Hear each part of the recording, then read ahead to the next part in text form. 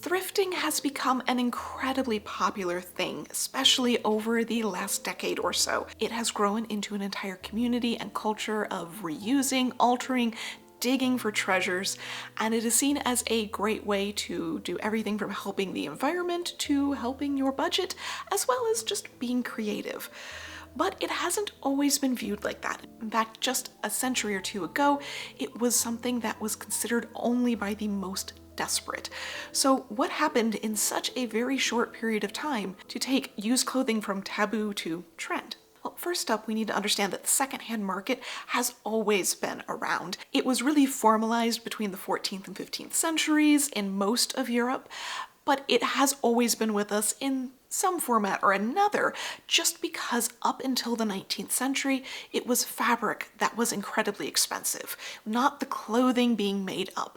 So for the vast majority of people well into the 19th century, their clothing was being custom made. That's because you would go buy the fabric, choose how much you're spending or not, and then the making up was much less expensive. They didn't really have ready-made clothing up until that point either, aside from things like slops and workwear, which I actually talked a lot more about in the pirate fashion video I did a while back. But outside of things like sailors' work garments, there wasn't anything really available pre-made with the exception of basic undergarments, which was one of the things that was mass-produced because it was generally unfitted, it could come in sizes, it was really basic shapes to make up, and it was absolutely necessary. Of course, it was not that long ago that we didn't have things like deodorant, so undergarments and washing them regularly, changing them out all the time was a really necessary thing. Thankfully, we don't have that problem anymore.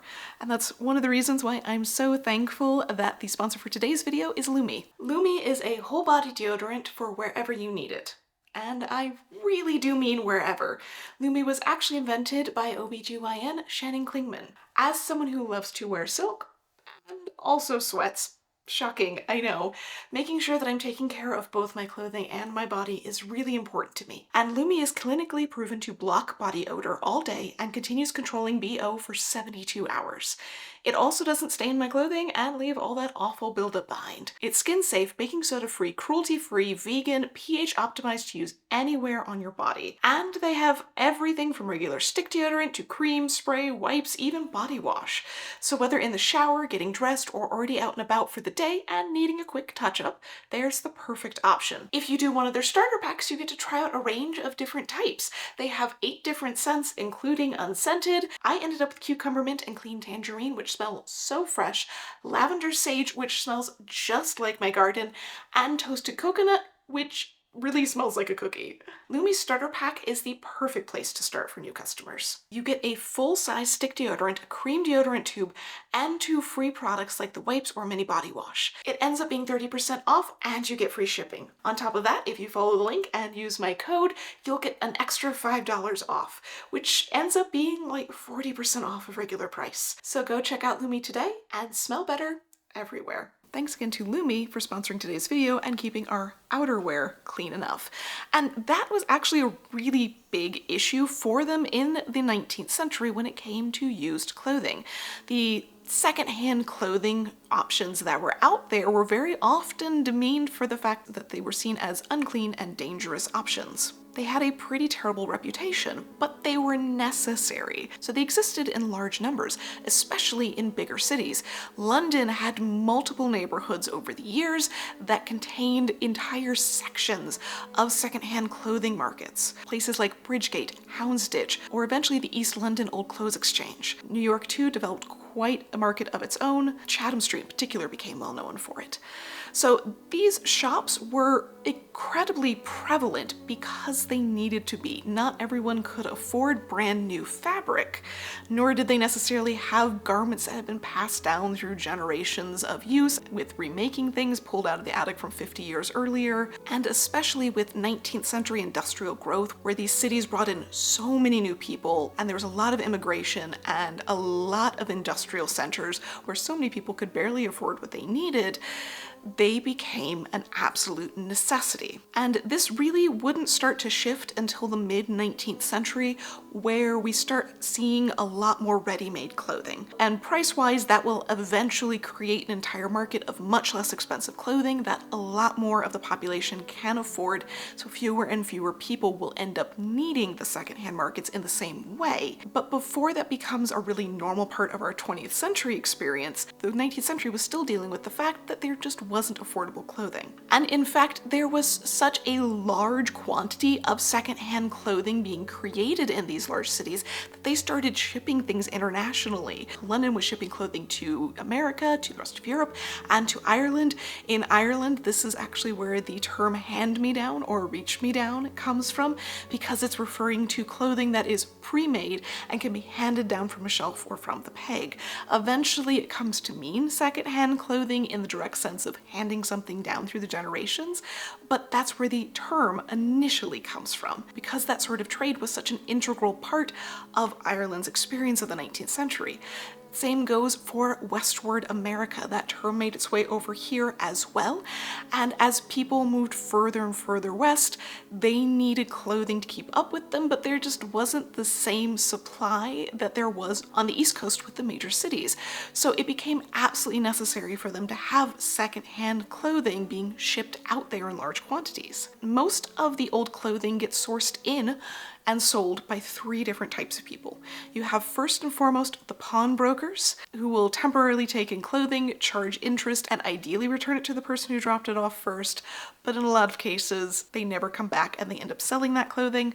You also have just secondhand clothiers that specifically work in used goods, sometimes specifically just in used clothing. And there's also what they call old clo men, who wander the streets and ask for any old clothes. They will purchase them and very often will take those back to those more permanent stores or markets. There's another group in addition to this that deals in rags.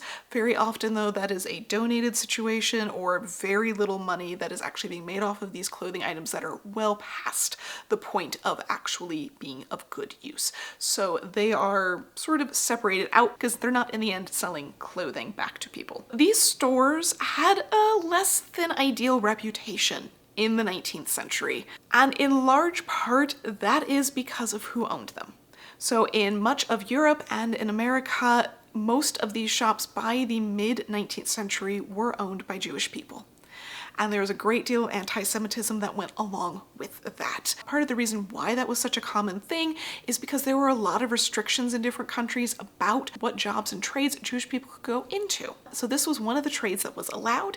They also were able to charge interest in some places where the Christian faith would actually discourage people from doing that. So they picked up being pawnbrokers and secondhand dealers in a lot of major cities. Interestingly enough, I did come across a little bit of evidence that prior to the mid-19th century, in some of the larger cities in America, these shops might actually have been Black owned, but I couldn't find a ton of evidence on this, just a few early 20th century articles talking about that, which did cite some sources. Shockingly enough, that rarely happens, but I wasn't able to find a lot more information. But again, that would really speak to the fact that there was a lot of additional judgment as to the reputation of these stores who own and ran them. There's also a fair bit of judgment over the amount of money being made in these trades. Some articles will claim that they make so much money just ripping off all of these really needy people, but usually when they actually have articles supposedly interviewing people who are actually in the trade, they got really into doing that in the 1880s. I think there was a bit of a shift trying to happen with understanding the trade, and media was very interested in sort of telling the story to help people understand and destigmatize it a bit. And so as they were talking to these owners, they found that they usually purchased things at, yes, a very low amount, usually around 1/8 of the original purchase price, but these again are used items, some more, some less used. And most of the goods were actually coming from the wealthy, those that would only wear these garments for a season or two, not want the style anymore, it's not on trend, it's not the fit that they want at that point in time, so they will actually sell very good quality clothing to these secondhand dealers at a very small amount, but it's enough for them to then go and put a little bit down towards the next season's clothing. So it wasn't just purchasing from the absolutely needy, lady who were desperate for a little bit of money, but they were also purchasing from those that were simply using it as spending money. The wealthy also preferred their clothing to go to secondhand dealers, in part because it so often was shipped pretty far away. So something that was sold in New York would very often end up in a place like St. Louis, where the person who sold it didn't have to worry about that ball gown that everyone was talking about last fall being seen on somebody else. And a lot of the clothing that they were getting rid of wasn't something that they could necessarily pass down to their servants or to other people because it just wasn't something that was practical. A silk ball gown or a really nice summer dress isn't necessarily something that's very practical for most people. So it made a lot of sense that they sold these things into the secondhand trade. They also obviously got their clothing, yes, sometimes from people that were pretty desperate for a little bit of cash right now, and this was the only thing that they really had to sell. They also definitely had some issues with stolen goods coming in, though most of the discussion said that it was pretty obvious when that happened and wasn't that big of an issue since most of the people had been in the trade for so long they could tell who was suspicious. They also claimed that they really didn't make that much money off of these goods, that most of the time when things came in, they only had a pretty small markup. Something that they bought for $3 would only get sold for $5, or even the more expensive things that they would buy for $40 would get sold for $70. And they still had to go through the entire process of cleaning and repairing and preparing these garments for sale, because they didn't just buy them and directly put them up for sale. They often would wait a whole season, so that way something like a winter coat would make better money. And they also needed to go through the process of making sure that they were in a sellable state. So the clothing would first get washed and cleaned, then it would go to a clobberer who would patch and sew up whatever repairs were needed. Sometimes these garments would go to a reviver who would re-dye the garment. This was commonly the case with black clothing, as it would start to fade and need a little bit of a refresh. There might also be a translator involved in the process who would completely remake the garment. They might use multiple things in order to make an entirely new piece, so that way it would also not knowably be someone else's clothing. Now, despite the fact that for the vast majority of the clothing in the secondhand trade, it went through cleaning and repair and a whole lot of effort to get it to a nice, usable state, there was still a very strong stigma around the whole thing. In fact, they generally found as people came in to purchase clothing, those that were more on the middle class range would still come in, but they would often claim it was being purchased for a relative. They don't need this, their aunt needs this, or they essentially need something that's just a functional garment for a practical purpose, but they're actually just buying a silk cloak.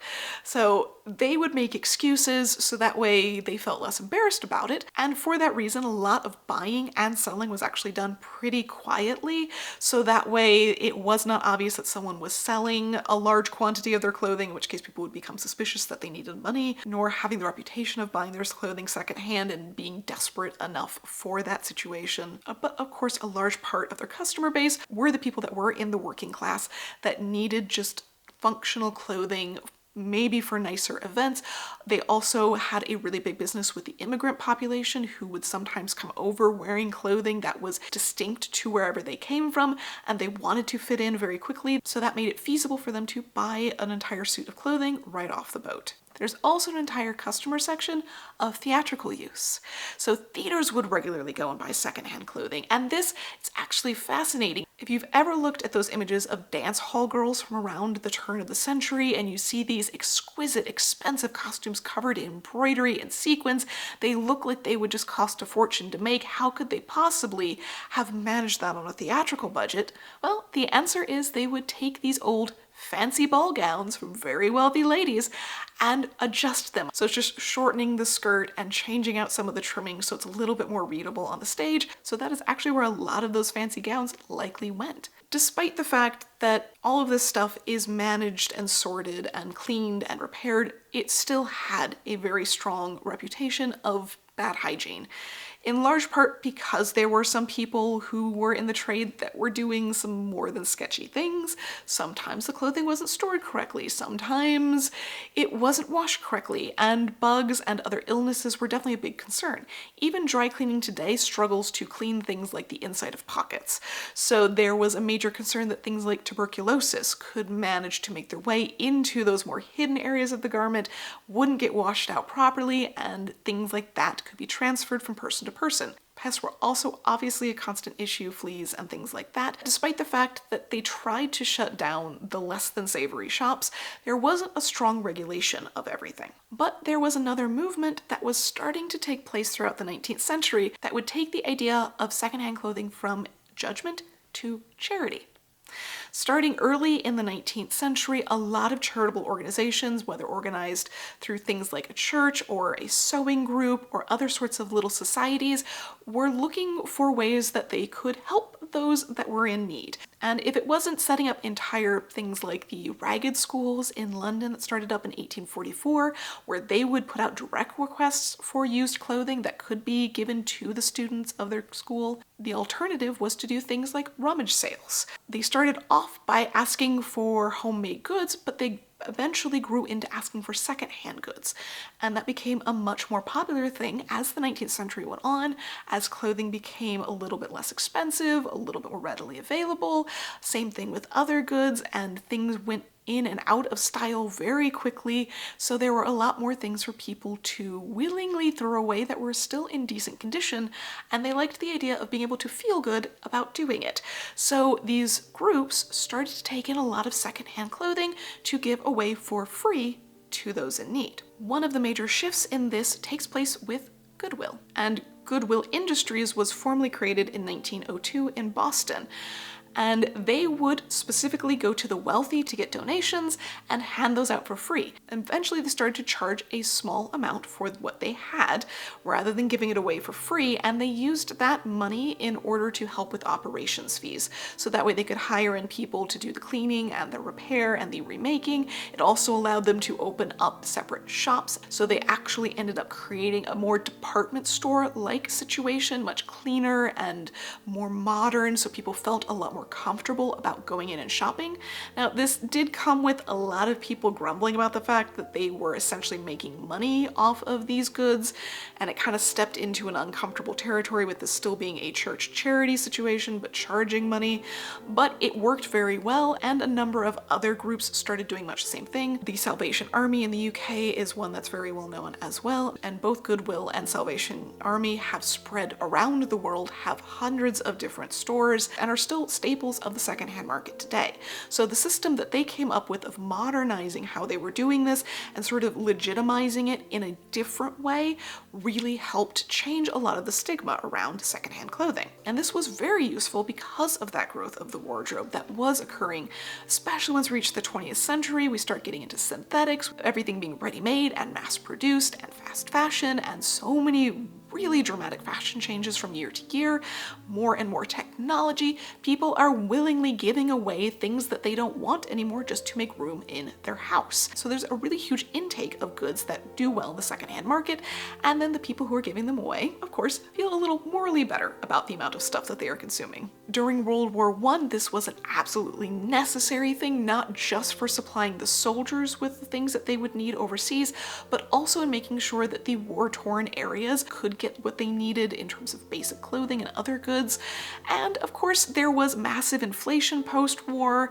There were all of these soldiers coming back that suddenly needed new regular civilian clothing, and there was a great shortage of textiles and other goods which were coming very often out of European areas that were dealing with a lot of difficulties, so things like secondhand clothing became necessary back home as well. By the 1920s, they had started to open up to a whole new range of customers. They still relied very heavily on the immigrant population needing new clothes, but they were also seeing a really big influx of middle-class women, especially young women, who were business girls or maybe were in the theater and actresses where they needed nice clothing, but they were out on their own and didn't have a ton of money for fancy clothes, but they needed more than they ever had before. They also apparently had a lot of wives and daughters of underpaid civil service workers or middle-class women who had perhaps gambled a little bit too much at bridge or cards that week and needed to balance the household budget by buying some cheaper clothing so that way the husband didn't notice. But even with growing demand for the consumption of secondhand clothing, a lot of it was still being shipped overseas. Well, after after World War I had settled down and things had normalized, they were still sending a lot of these things internationally to any place that was dealing with war or famine, natural disasters.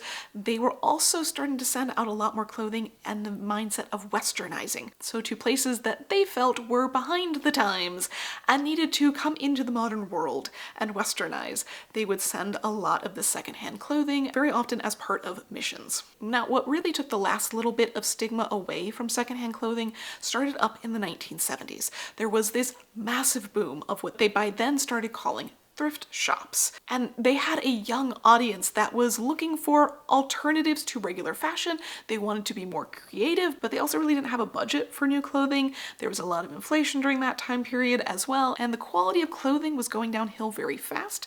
There was also a trend for retro styles. So the 20s, 30s, and 40s went through different trend cycles in the 70s and 80s.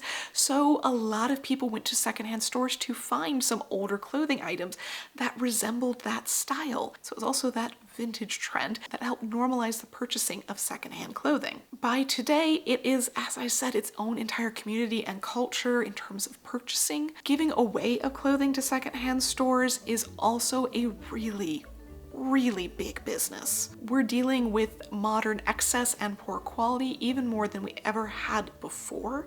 And the interesting thing is, despite the fact that a lot of people will donate their clothing, expecting it to then go to a good cause, less than 10% is actually resold domestically in stores. A good chunk of things are simply thrown out because they aren't usable, they aren't of value, they're too far gone, they aren't good quality, whatever it may be. And a good portion of the rest actually still gets shipped out internationally. In terms of the international clothing trade, new and old, 10% of it by weight is used clothing that is being shipped around globally. In fact, a quarter of all US donations end up going international. And this has definitely become a major point of conversation over the last few years, trying to look at how this might have both a negative and positive impact in different areas. It is essentially pushing out some of the local textile and clothing trades in areas where there is a glut of the secondhand clothing coming in.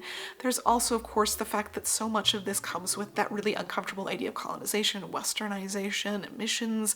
So there's a question of, should we really be sending all of these American branded goods to places in a way that feels almost like advertisement? It's a very complex and difficult thing, and there is not a simple answer to this on the global scale. But on an individual level, what I at least can recommend for everyone, if you can, when you go to donate clothing, rather than necessarily taking it to a really large international store, see if you have any local places that are specifically working with the local population. That does mean they sometimes are more picky about what they take in terms of quality and quantity, but it definitely means that good clothing can go to people that can actually use it, and it's not going to travel all over the world before it ends up in the right hands. But it's fascinating in how far this industry has come in just the last 200 years, when not a lot had changed about it for centuries prior to that point. It's also fascinating in the fact that it's always been controversial. Granted, those reasons change, but it has always been a very complex and nuanced industry with ideas of classism and value and needs over wants and so many things. And it will be fascinating to see how it continues to change over the next few decades. And in case you're wondering why Bailey was not on the sofa for this video, I got her a new bed. She does not take kindly to me asking her to leave it. So, comfy puppy.